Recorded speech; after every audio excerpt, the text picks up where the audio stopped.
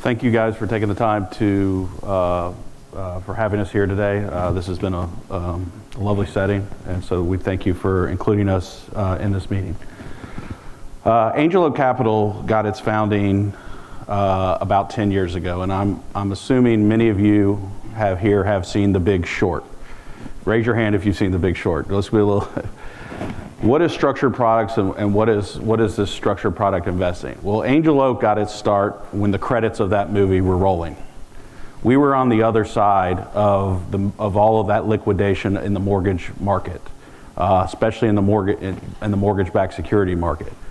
We saw the idea as we came from banks. We were bank portfolio managers where we managed mortgage-backed structured product securities, and saw that these bonds were completely being mispriced and dislocated, because the assumption at that time was that all of the mortgage-backed security market was worthless, and that every American was going to default on their house and not pay their mortgages, and real estate was going to go to zero.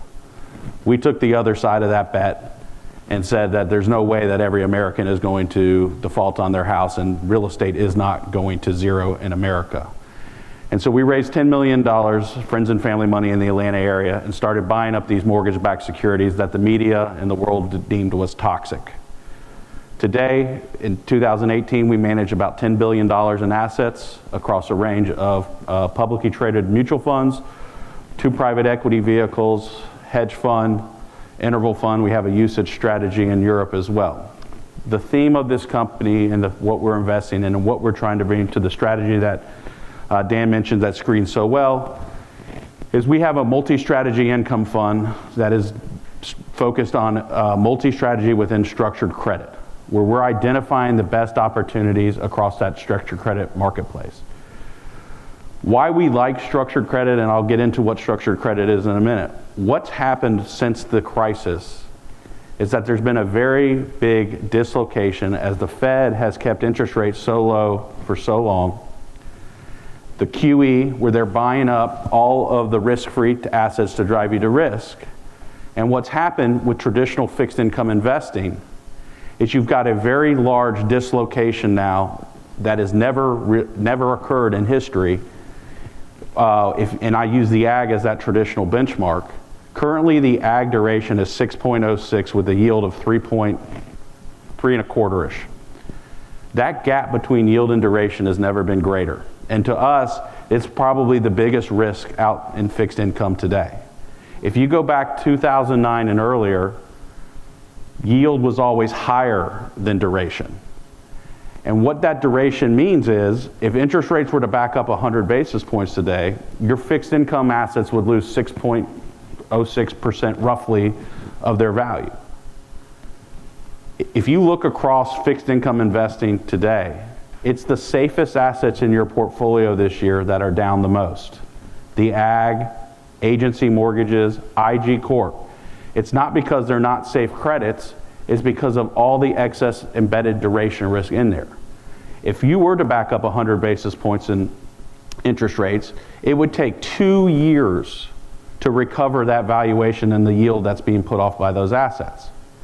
At Angel Oak, we're focused on strategies, and one of our main strategies is focusing on higher yields and lower duration. And when you look in this fixed income environment, that is why our flagship fund, ANGIX, which screens so well, is up almost 2.7% this year, while those other areas of traditional fixed income are down. If we talk about what is structured credit is securities that are backed by assets. The areas that we find the most attractive today are in that non-agency RMBS marketplace, and I'll get into why that's so attractive here in a minute. But commercial mortgage-backed securities, asset-backed securities such as auto loans, credit cards. It's one of the reasons we screen so well, as we don't have any of that corporate exposure that most of your multi-strategy income or multi-strategy funds are going to have, whether it's high yield, IG, emerging markets. At Angel Oak, we employ a top-down strategy focus, so we look, again, to identify what sector offers that best relative value.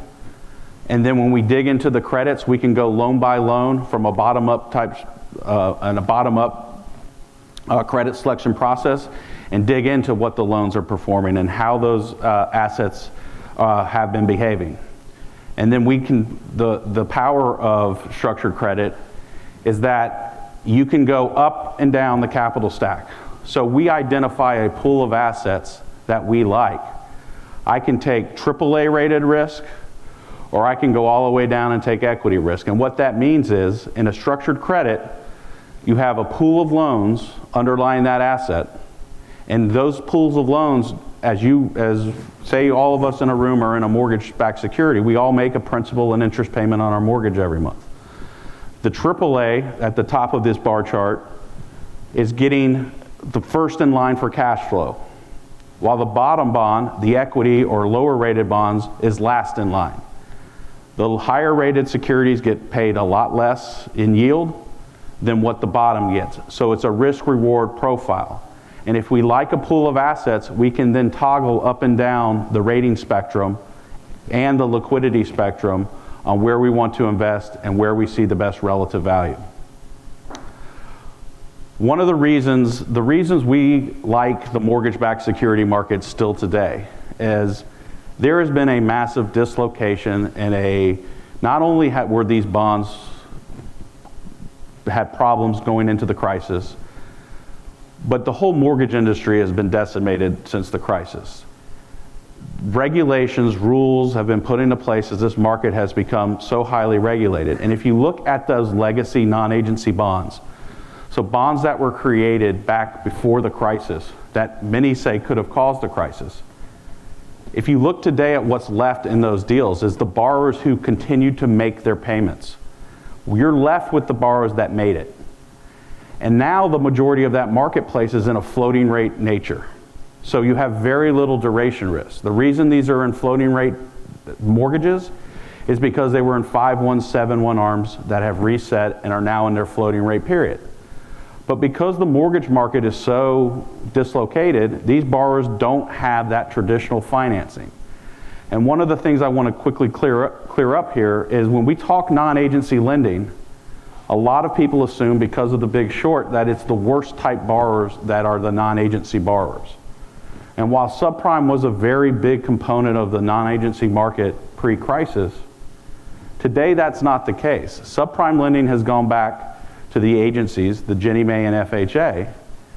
But what the true non-agency market is just bank lending, what banks have always been there to do. Lend to borrowers that don't have traditional income, but the bank has a relationship with that borrower. They know what their assets are. They know if they're a retiree and have assets and no income. If you own your own business and don't make traditional W-2 income, it's been almost impossible to get a mortgage in the United States. These are the things that are coming. These are the reasons that there is this dislocation within the mortgage market. You're finally beginning to see that new issue mortgage market improve. And these legacy securities now are paying off at a faster pace than what the models are projecting. And we can still buy these bonds at roughly 85, 86 cents on the dollar in the marketplace.